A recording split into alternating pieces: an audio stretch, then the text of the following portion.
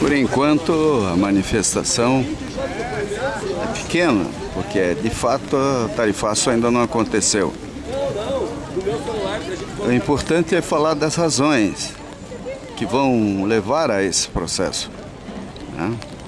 Infelizmente, no edital que houve para licitação, para contratação de novas concessionárias, não houve a preocupação de viabilizar dispositivos de redução de custo, como, por exemplo, a frota pública e o próprio pagamento por quilômetro, que deixava nas mãos da prefeitura a decisão de subsidiar ou não o transporte coletivo. Isso não aconteceu. Então agora o transporte coletivo urbano é um negócio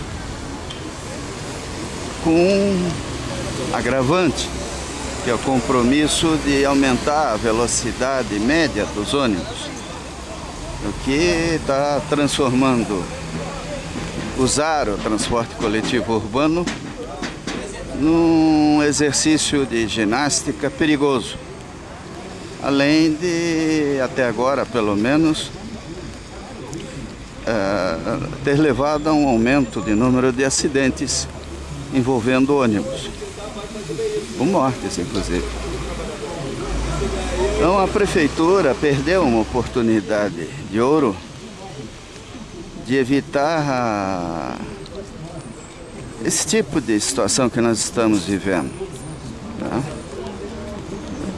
Eu digo que perdeu uma oportunidade porque teve, né? Nós tivemos esse modelo. A URBS já chegou a comprar dezenas, 88 ônibus articulados e estava comprando centenas de ônibus quando, infelizmente, o prefeito que sucedeu o Requião acertou com todo mundo e acabou com a frota pública. Foi muito ruim. Hoje, Curitiba poderia dispor de milhares de ônibus e, em vez de licitar proprietários de ônibus, licitaria administradores de empresas, o que aumentaria tremendamente o leque dos operadores, a concorrência, a possibilidade de racionalização do transporte. Então a questão toda nossa agora é corrigir um erro estratégico, né, que foi cometido provavelmente por ignorância dos gestores do sistema atual.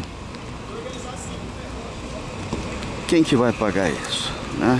Quem paga é aquele que não tem isenção na tarifa, que não tem vale transporte, né? Principalmente aquele que é empresário, que trabalha por conta própria, que usa o transporte coletivo como uma opção de lazer ou algo parecido e não tem os benefícios da lei, né? Esse é um problema brasileiro, né? Não é só de Curitiba. Nós vimos agora a tarifa a que ponto chegou em São Paulo. Então a gente, prefeitos, governadores, presidente da República, deveriam rever critérios de cobrança de impostos, de distribuição da carga fiscal, de modo a viabilizar a redução de custo, né? Essa viabilização é possível, desde que haja vontade política real, né? O que infelizmente não é muito comum. O dinheiro do contribuinte tem sido desperdiçado em pacotaços a favor dos próprios legisladores e seus fantasmas ou auxiliares. Nós vemos que o Congresso Nacional teve um aumento de custo operacional a partir de 2011 de mais de 700 milhões de reais. Aqui no Paraná houve coisa parecida, se não me engano, e os escândalos estão aí mostrando como a Assembleia era dirigida. Então o governo precisa racionalizar sua máquina, rever a política fiscal e valorizar aquilo que de fato é importante.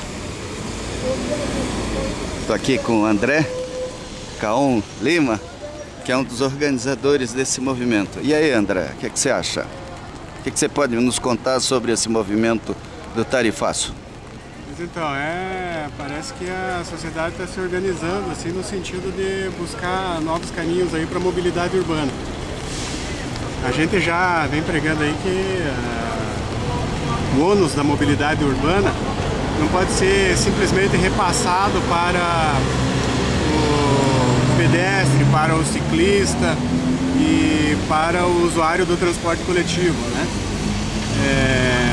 Todas as políticas urbanas elas estão eminentemente voltadas para o veículo privado, né? O transporte privado. E dessa maneira a sociedade precisa realmente se mobilizar, porque temos a mais absoluta certeza de que os governantes não estão interessados em analisar as dificuldades aí que estão sendo colocadas aí por essa praga urbana que é o automóvel e a especulação imobiliária.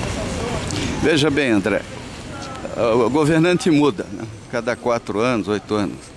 E eles encontraram um prato feito, que é o ICMS, a CID. Quer dizer, a nossa política fiscal estimula o uso de combustíveis. Quer dizer, aumenta a poluição, aumenta a degradação das cidades. Quer dizer, nós somos um país às avessas, você não acha? Sem dúvida. Dá para perceber que todas as políticas, as federais e as estaduais e as municipais, elas veem, vamos dizer assim, o crescimento econômico de uma maneira insustentável, né? Nós vemos aí muita propaganda, muito marketing, mas realmente a ação é muito pouco. Ela fica no saquinho de plástico, né? Sem dúvida. Então essa iniciativa da rede contra o tarifaço, dessas organizações que estão compondo a rede, ela é importantíssima para começar a viabilizar um novo pensamento. Você vê, nós temos que deveria existir um fórum entre prefeitos, governo do estado e a União para rever a política de urbanização, rever a mobilidade urbana e ações concretas, e nós não vemos nada disso. Exatamente. Nós temos ministério, tem essas corporações aí que aprenderam a viver com status, mas sem resultado, né? A dificuldade maior é o confronto com o interesse econômico, né?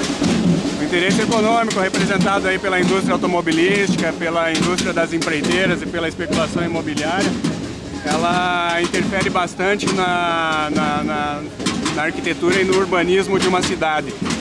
Então, nesse momento, cabe realmente à população adquirir uma maturidade política, né, para começar a questionar aquilo que nos é vendido, né? A questão de que o automóvel é um símbolo de sucesso, né?